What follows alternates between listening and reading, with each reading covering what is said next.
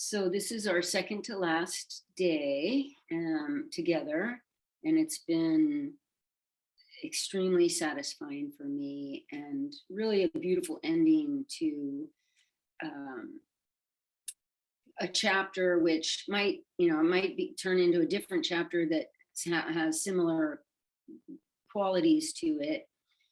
But I am going to stop teaching for a moment. And the next thing I'm going to do is in May, that retreat that I talked of in Nevada City with Carly and her partner, Chris, hosting it on their beautiful land with their beautiful baby. And I would love for you to come. And I'll let you know more about that later. But these next 2 days are very extremely tender. My heart feels tender. My eyes feel wet when I think about it, because I've been teaching for 30 years, pretty much. When I was 21, I found the book called The Book of Yoga, and I was like, what's this all about? And then, 20, I never even got a certificate because they didn't really exist hundreds of years ago when I was 21. By the time I was 23, I was teaching in a tiny little town, and it's been my life ever since. So this is an ending of an era for me, in that form, in the form of how I know all of you. And so I'm glad you're here. So this is from that book, The Path of Compassion, by Stories from the Buddha's Life, and it's by Thich Nhat Hanh.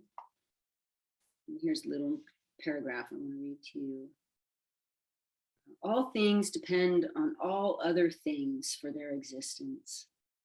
Take, for example, this leaf in my hand. Earth, water, heat, seed, tree, clouds, sun, time, and space, all of these elements have enabled this leaf to come into existence. If just one of these elements was missing, the leaf could not exist. All beings, organic and inorganic, rely on the law of dependent co-arising. The source of one thing is all things. Please consider this carefully.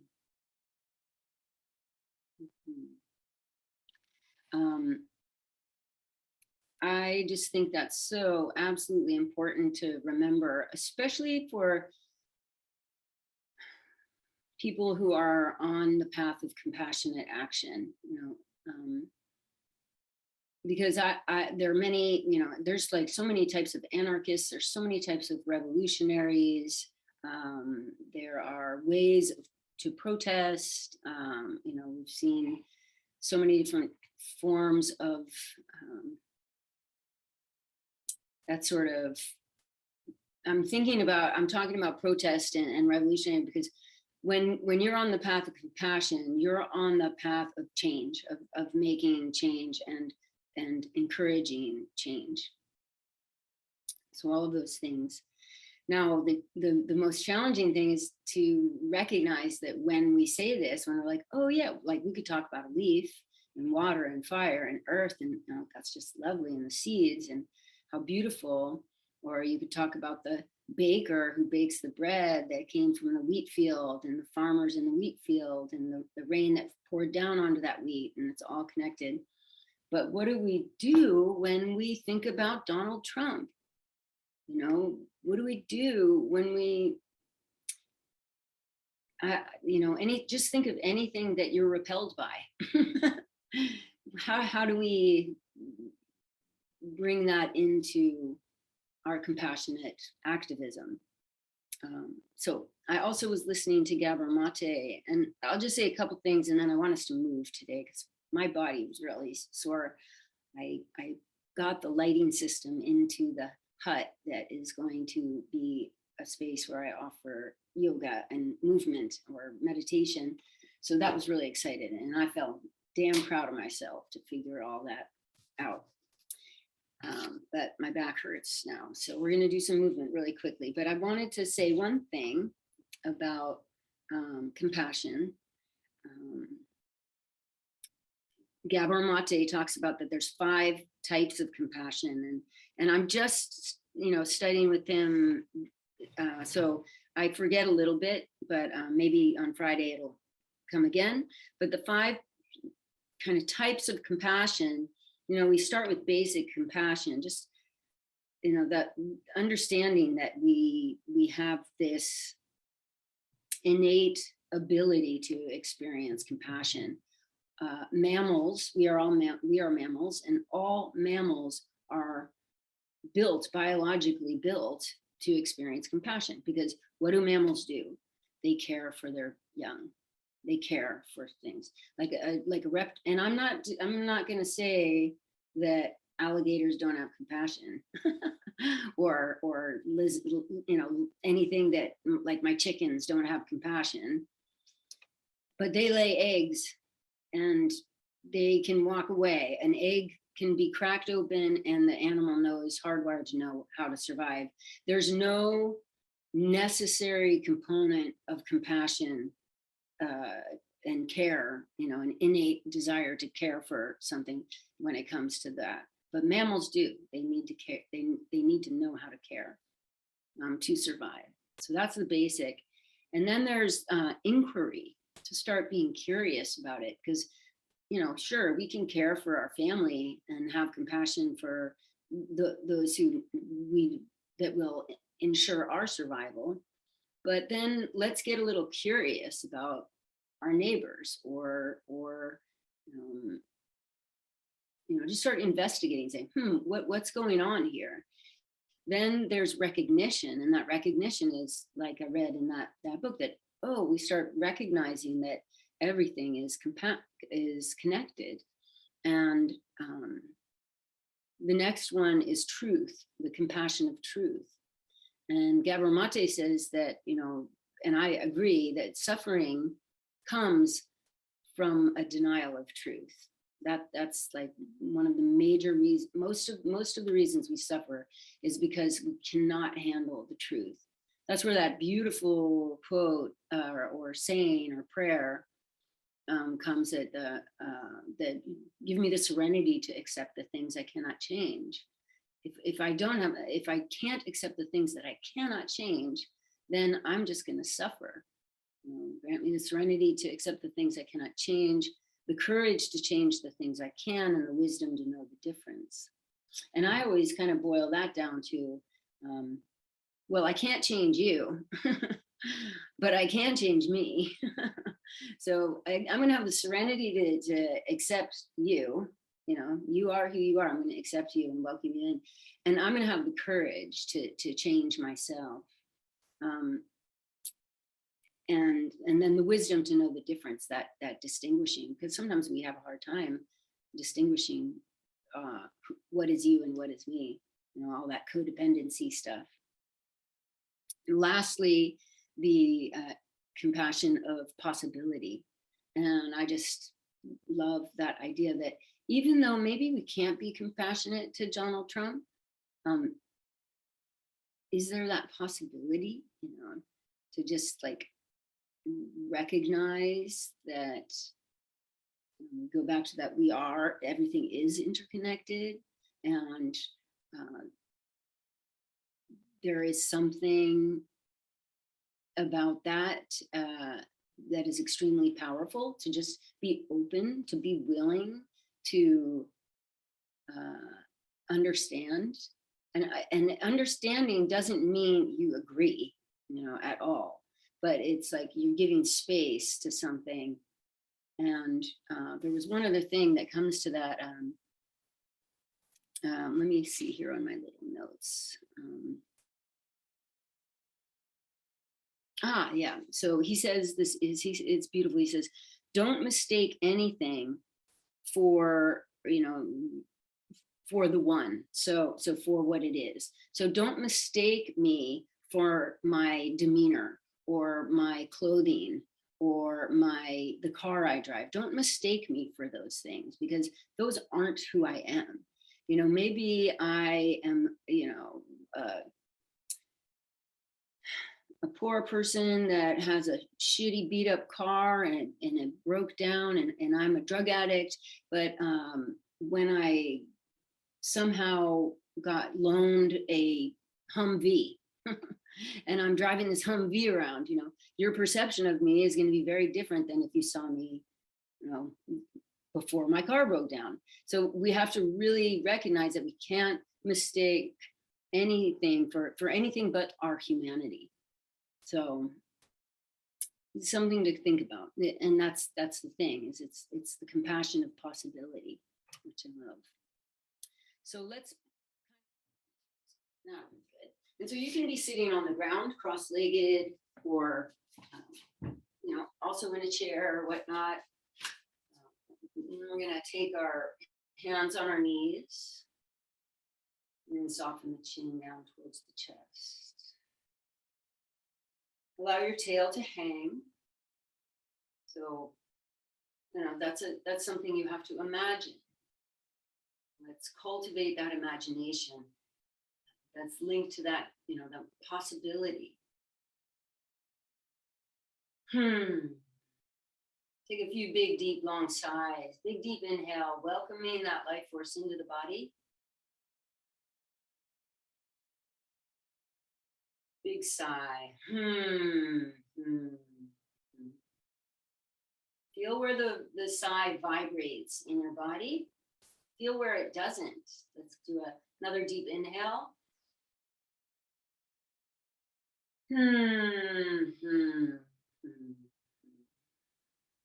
One thing that's really wonderful about Zoom classes is that you don't have to think about, be self-conscious. Make it whatever sounds you want to right now. Take a deep inhale. We're going to do it with our mouth open as we exhale. So deep inhale.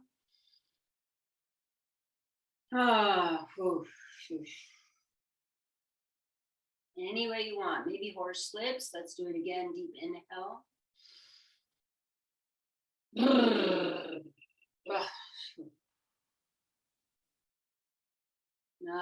One last time. Maybe even a yawn comes up.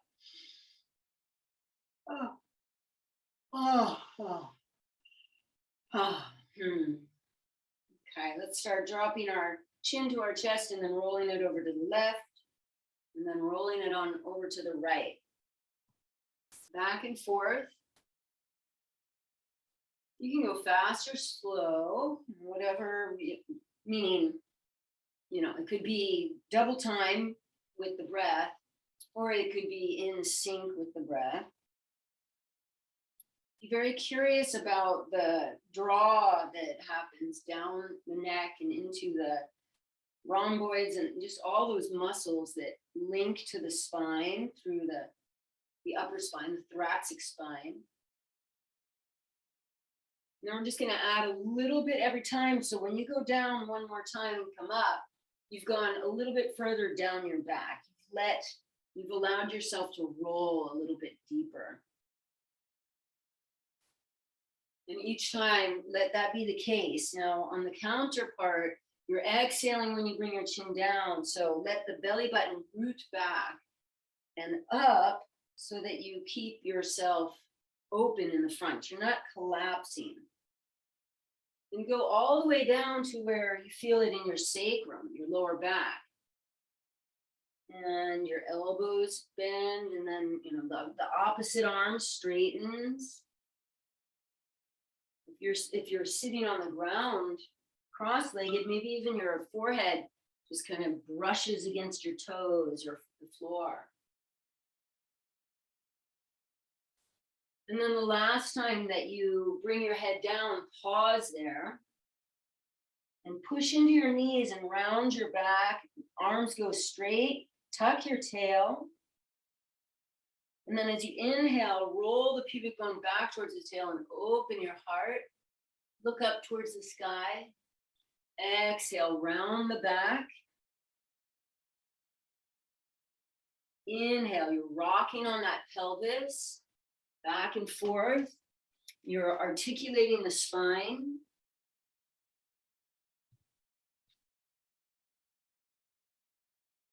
Hmm, hmm, hmm, hmm. You also can feel that breath flowing into the body and opening up that belly. And then as you exhale, press that belly button back and kind of kiss those organs.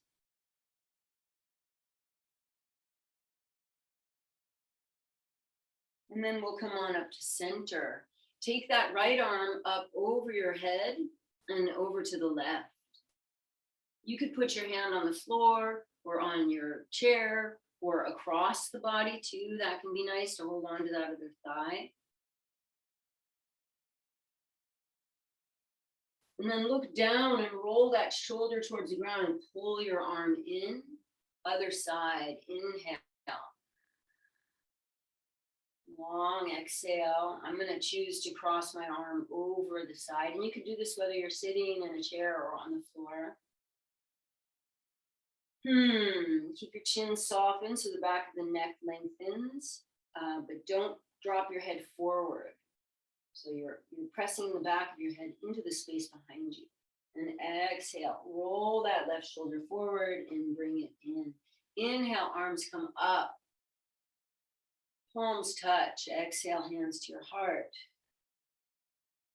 Open the hands up so that you make this triangle shape. As you inhale, extend the arms out. And then turn the hands over so the thumbs point down, and exhale, bring that energy into the heart with the downward pointing triangle. Turn the thumbs down. Feel that upward focused triangle. Inhale, extend up. Turn the hands over, exhale, back into the heart. Inhale, open. And exhale. Be curious, see what comes up. What kind of visualization, what kind of a suggestion is this? One more time.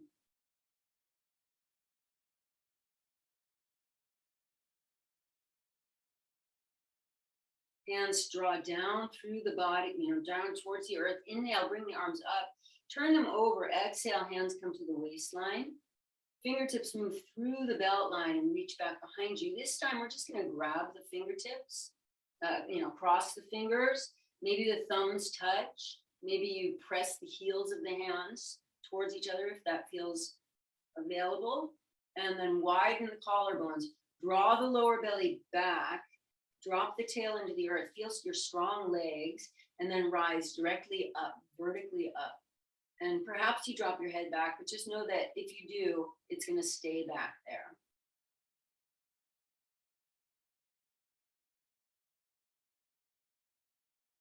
And then as you exhale, release those arms, come forward, reach in front of you. If you're sitting on the floor, you can touch your fingers to the ground. If you're on a chair, you also touch your fingers to down the ground, rounding your back. Or you could just extend forward too. And inhale, come on up. Let's take our right ankle. Since I'm sitting, it might be a little different now. So since we're working on the bottom, let's move off the chair and we're gonna sit down on the ground. And we'll cross our legs.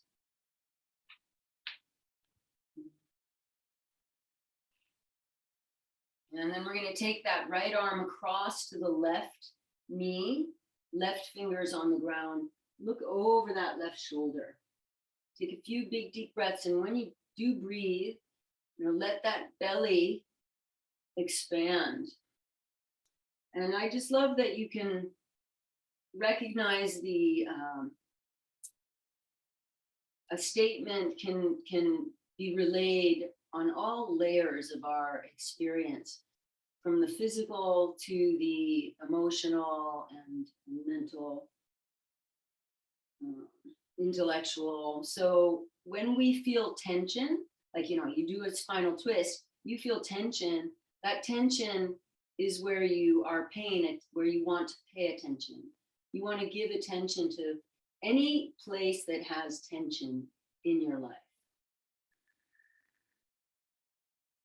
Because there's something there.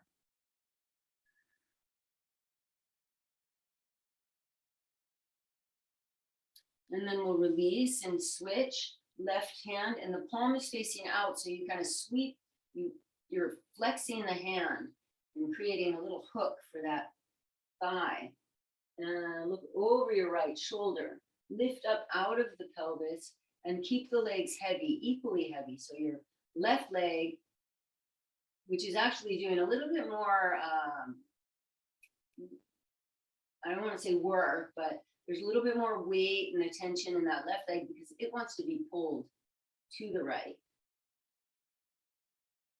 Take deep breaths in that belly. Turn the hand over. This time we're going to take that right arm up and arc it over, grab that left knee, and then square the shoulders off. We're going to hold on to the knees. The shoulders are squared now to the knees. Inhale, look up and try to slide your pubic bone back and get as much space. You'll feel pressure on your chest, kind of hugging yourself. And then exhale, tuck the tail, round to the back and hang the head.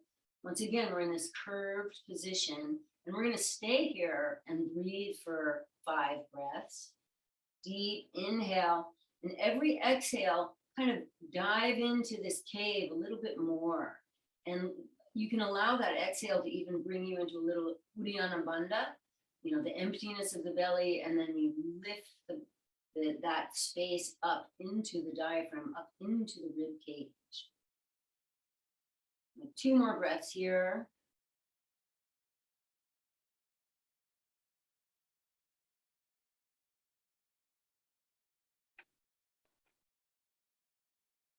Release that, pubic bone slides back and follow that ripple up through the torso, up into the shoulders, the arms slide up, the palms come together. Bring the hands down your back, and as they slide down your back, lean back and open your legs up and place them out to the sides. Hands come down the chest, right by the lymph here at the breast line, under the armpits and to the back, sweeping them down your legs, around the soles of your feet and up the inner thighs, up through the rib cage and across the chest, down the arms, wrists meet, sweep those hands around until you can bring them back into the palms pressing together and stretch, opening, exhale, hands pour down the back of the neck. Slide past the lymph, under the armpits to the kidneys, sweeping down the outside line of the legs, that yang channel, and then up the inside. Lymph at the hip flexors, up the waistline, across the chest, touching the heart, down those arms, wrists touch, sweeping around. This is the lotus right here, sweeping them all around so we pass through that beautiful lotus. One last time, hands come down the back, under the armpits, down the waistline, and we'll pause here in a forward fold with the legs wide. And they don't, whatever feels right to you. I'm like halfway wide. Hold on, if you can hold on to the outside of the toes, it'll help keep the external rotation and give you a little more space to fold forward. Soften the chin towards the heart. Gentle smile upon the face. The eyes are relaxed. Whether your eyes are open or closed, you have a steady gaze. There's a softness, even though the breath is smooth and deep and you're focusing on that breath. There's a softness in that effort.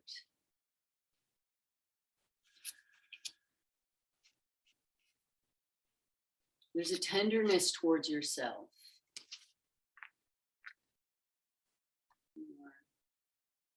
Cultivating self-care, self-compassion, a willingness to recognize and love all of the parts of yourself.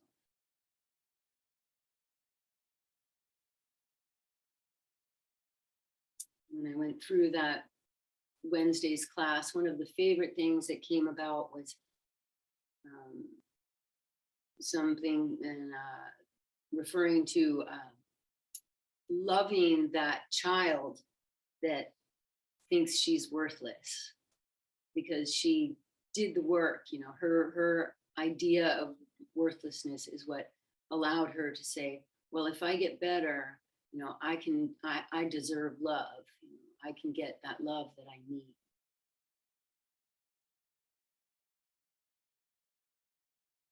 Okay.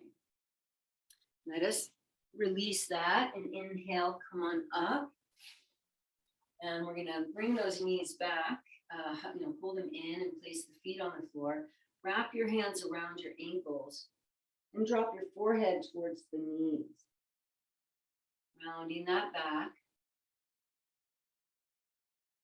If it's available for you to put your fingertips right by your sit bones and push yourself up into a forward fold, do so. Maybe you need to sweep your feet around and come into a forward fold in another way.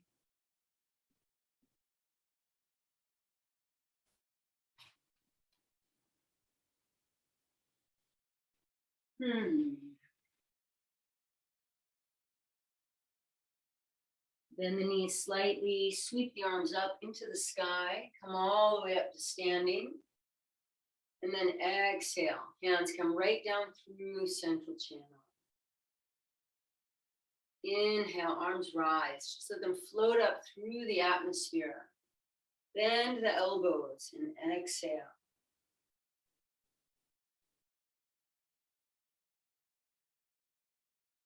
Inhale, expand, opening. And exhale.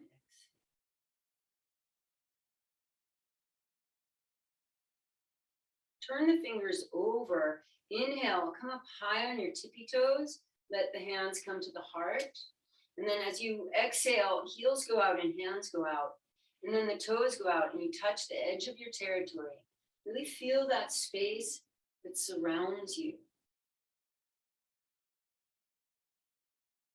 Inhale, drawing that energy up, central channel, right to the heart, throat. Sweep that out as you exhale, heels and hands go out. And you touch the edge of the universe, your territory. And I'd rather think of the word territory not like in a patriarchal, oppressive way, but territory being that earth that we care for, you know, the earth story that is ours. One more time, heels go out, hands go out, and toes go out. And then bend the knees slightly and bring your hands right to your lower belly. We're going to just rock side to side.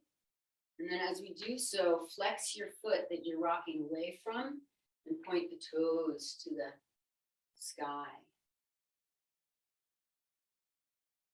Just pivoting on that. This pelvis is kind of the center of the universe. It's the center of the solar system of your body. And then we're going to start swinging our arms and just tapping the kidneys.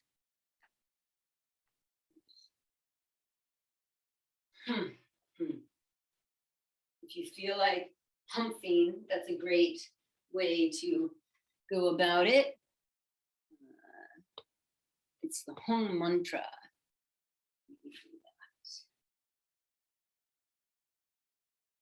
It brings energy down into our lower belly. Hi, Sienna.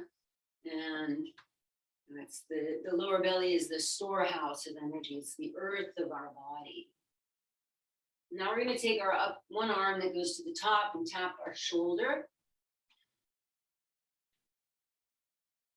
And this is connecting the lung meridian with the lungs with the kidneys.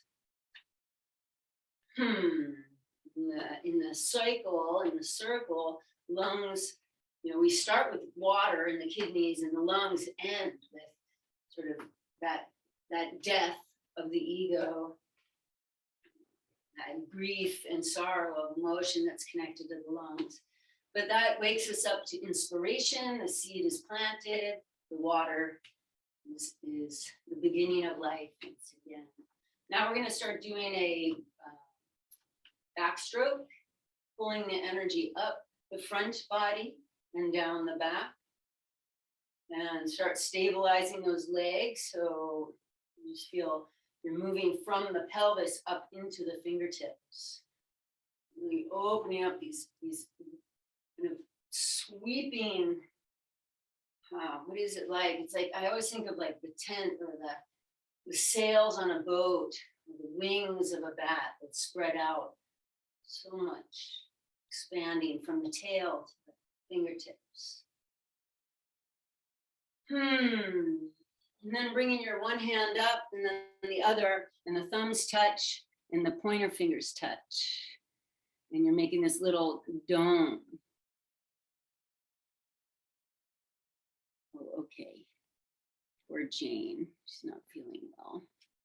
Okay, so then hands over the crown of the head, and we're going to extend out. So the way you lean, that knee bends, and then you open forward, the other knee bends, and you come back. So there's a very stable sensation in the pelvis. Like pubic bone and tailbone are the core of the earth of your body. And then there's this very fluid movement. We're sweeping around and pulling that energy back in through the crown of the head.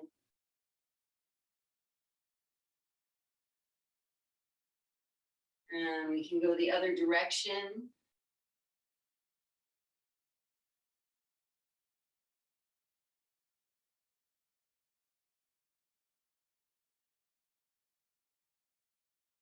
One last time. Keep the palms over the crown of your head, facing up. Visualize light pouring down, or chi, life force, which is imbued in the atmosphere.